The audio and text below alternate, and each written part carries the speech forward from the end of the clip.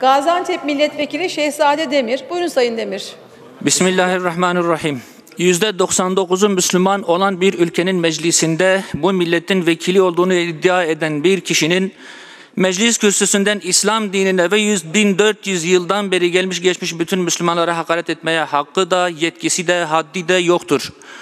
Bu nedenle söz konusu vekilin bu kürsüden bütün Müslümanlardan özür dilemesi gerekir. Aksi halde meclis çalışmamalıdır bugün. Siyaset ayrı şeydir, kürsüden inanç ve değerlere hakaret etmek apayrı bir şey. CHP ilk günden beri siyaseti Müslümanların değerlerine saldırmak olarak görmektedir.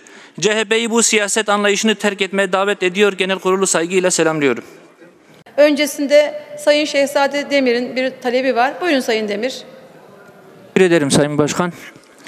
Şimdi partimiz hakkında yine bir iftira, bir karalama söz konusu oldu. CHP'nin grup başkan vekili siyaseti kendileri gibi düşünmeyen başka partilere had bildirmek olarak algılıyorlar. Biz iftira atmıyoruz. Burada 85 milyon insanın gözü önünde İslam'a bir hakaret yapıldı. Altını çizmeye çalıştığım husus budur. Hüdapar 2012 yılında kurulmuş, tertemiz siyaset yapan, dürüst ve adil hareket eden bir parti.